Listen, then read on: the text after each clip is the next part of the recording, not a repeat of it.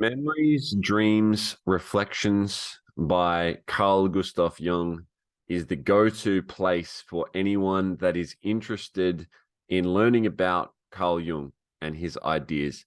This is the greatest summary that you can probably get if you would like to have some sort of summary of the expansive, intricate, in-depth work of Carl Jung. You know, he has 18 thick volumes of text and he really likes to get into the details. So the very first place that I went when I got into Carl Jung was 2 years ago, and I got into the audiobook Memories, Dreams, and Reflections. Since then, I've read probably 8 of his books, and well, the best job I have of reading his books, and listened to the audio book Memory Streams Reflections a few times now.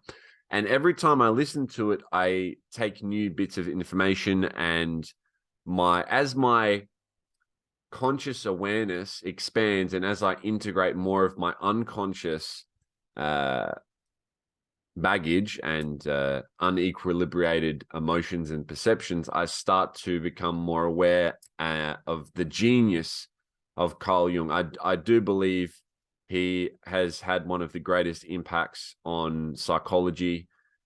You can see that one of his psychological tests, the Myers-Briggs, I believe, is all over.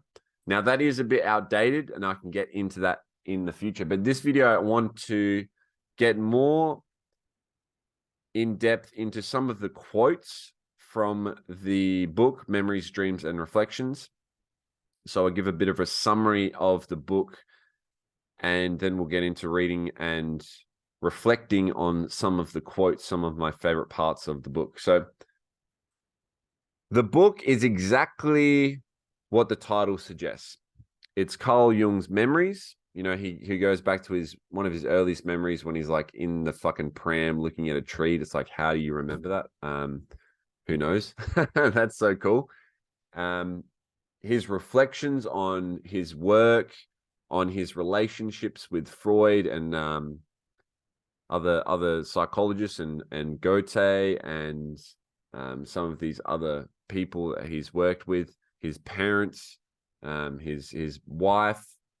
So you learn about the relationships, and he reflects on his work, and then his dreams and his crazy dreams. He gets into his dreams, some dreams that haunt him, and that he really has to like go in and psychoanalyze himself and uncover his own unconscious data.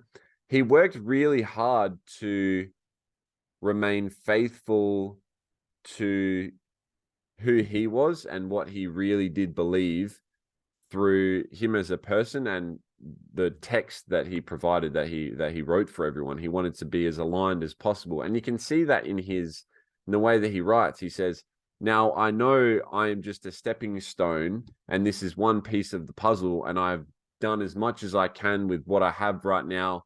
And I hope that you can suspend your judgment and use this information to build upon it and uncover more about the unconscious.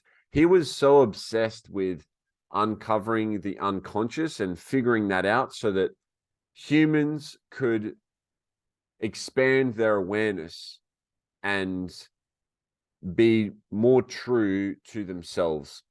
And this first quote that I'm going to read out is a great example of today's age, how we're kind of losing ourselves in social media and, you know, our work, our career, our families, we're losing our identity because it's too scary to look inside of us, and there's always distractions.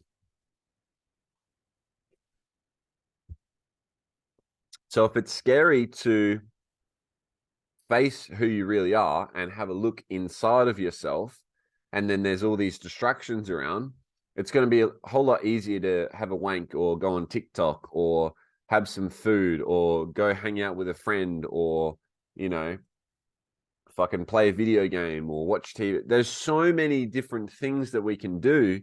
Now, back in the old days, it was like, oh, hey, do I go and hunt the gorillas and hunt the antelope and get some food, or do I just sit here and do nothing?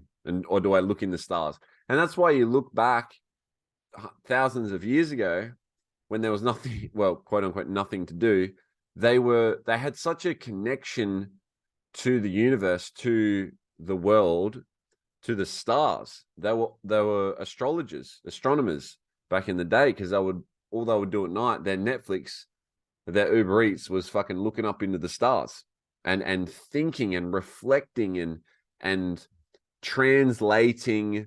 Okay, what's when I look up in the stars, what story is it telling me? What story is it telling me? And that's how we got mythology, and we passed down and we expanded our conscious mind by taking the very little order that we have out of the chaos and building upon that. And that's what Carl Jung's life was about. It was building bits and pieces, kind of going off on random tangents with fucking alchemy and astrology and mythology and all this kind of shit. And he's going off on tangents, but they all come together and they're building little bits and pieces of order that we can see out of the chaos. If you're a captain on a ship in uncharted territory, no one's ever been there before, you're going to use the information that you currently have to give you some sort of idea. Okay, I know Australia's here.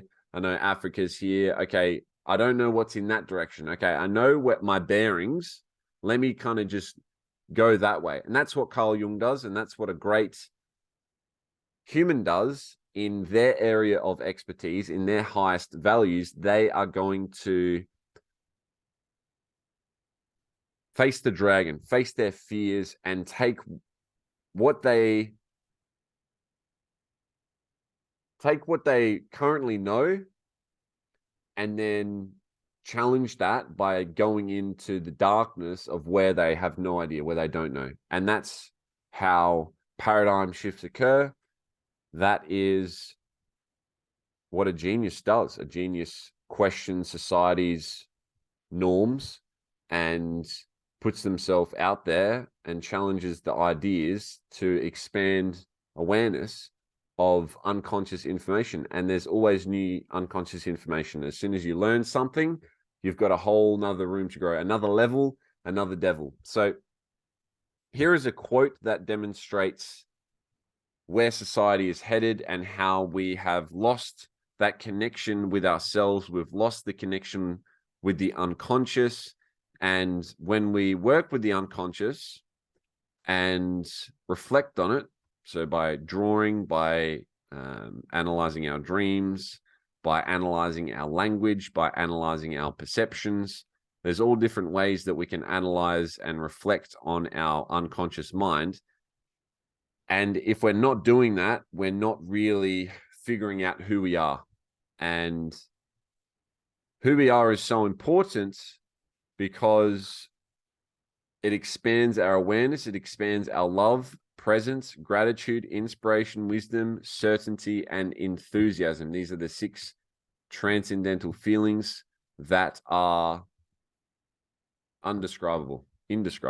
You cannot, the feeling you get when you are in a moment of love and you are present with the beauty of the universe and you are present with who you are and you can love who you are, it's fucking unbelievable. It's really, it's fucking insane. And Carl Jung has helped me to do that, and I want to help other people do that. And here is the quote. We got there.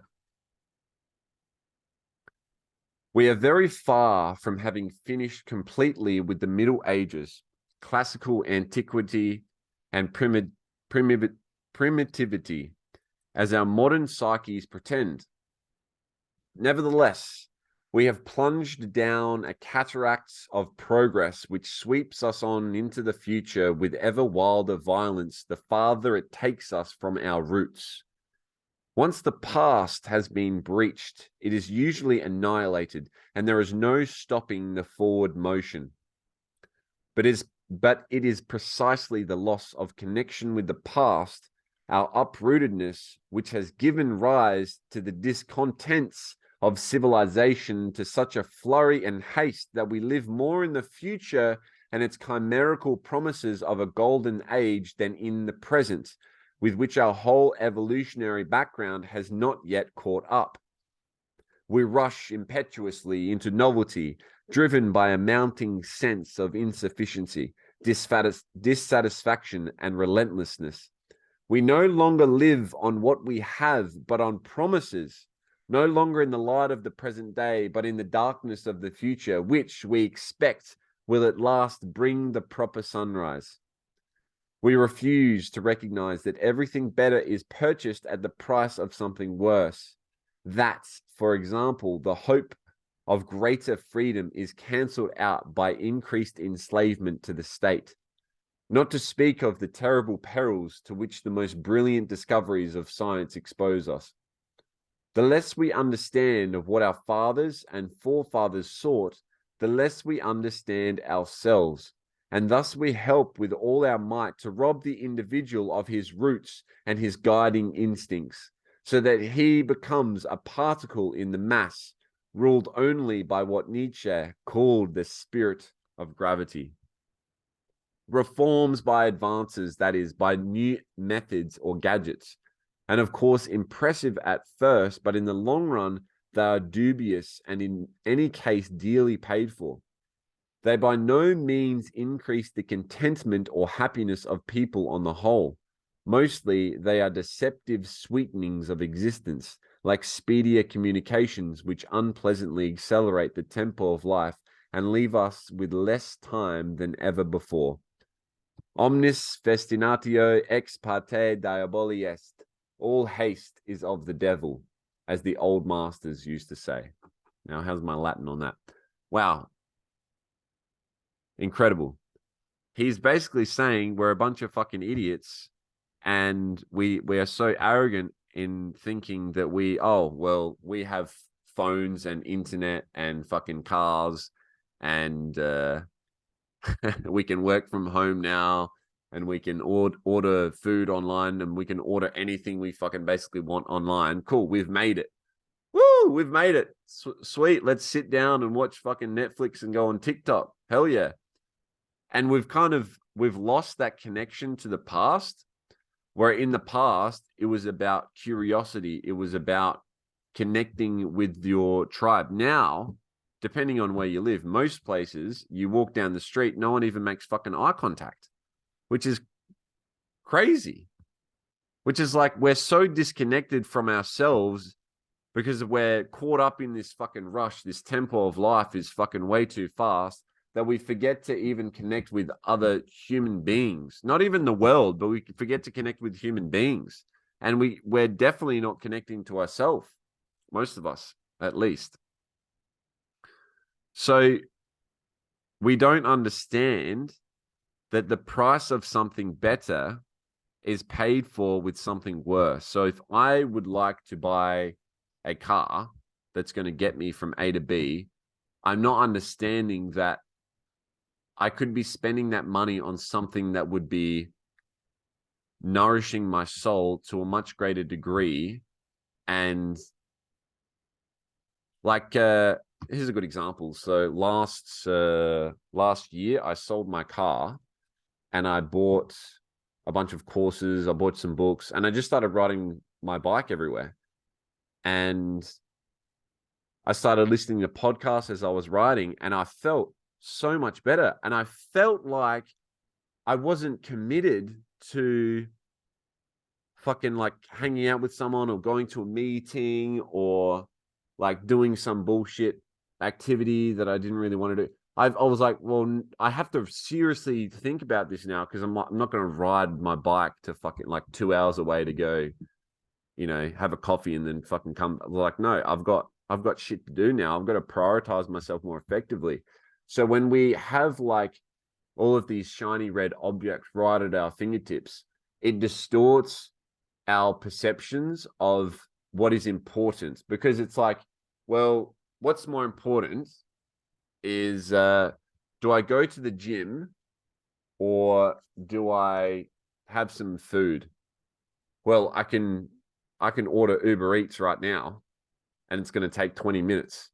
Okay, cool. So I'm just going to bang. I'll order Uber Eats and then I'll go to the gym. You order the food, it takes longer. You eat it.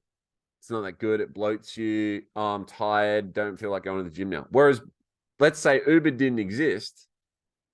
Now it's like, oh, do I go to the gym or do I spend an hour collecting all of my food and making something and all this kind of, you're just going to go to the gym because it's more important. So don't let the instant gratification and the afterpay and fucking, there's so many, it's everywhere. And the reason it's so popular is because it's appealing to our lower mind. Our lower mind wants the instant gratification. What's it now? That wants the dopamine hit. So the more we connect with the unconscious, we figure out who we are, we face our fears. We are driven to instant gratification when we are in a stressed state of mind. We are in a stressed state of mind because we're not dealing and facing the fears that are hidden deep within inside our unconscious. When we reflect on our lives, on our dreams and our thoughts, our perceptions, our emotions, our feelings, our actions, we can then get in there, face the fucking fear, face the dragon, kill the fear, dissolve the fear. And now we're not living in a state of fear. Now we're not ruled by instant gratification. Now we don't have to do Uber Eats and Netflix and fucking wank and eat ice cream all day. Now we can focus on who we are. If you want to serve the world through your body, through your spirituality, through your work, through your finances, through your family, through a social cause, whatever it is, whatever your mission is, it is distorted by the fears that are deep within your unconscious. Stress is only two things: the fear of gaining what you're trying to avoid, or the fear of losing what you already have. Stress is just fear. It's the same fucking thing. So if you're stressed, you're going to seek instant gratification because you're in that state of mind. You're in a fearful state. So by dealing with the unconscious, as Carl Jung says, by reflecting on your inner voice, your inner vision, and applying yourself to that, and by removing the instant gratification, the high highs, avoid high highs. I mean, sometimes I like ice cream and all this kind of thing, but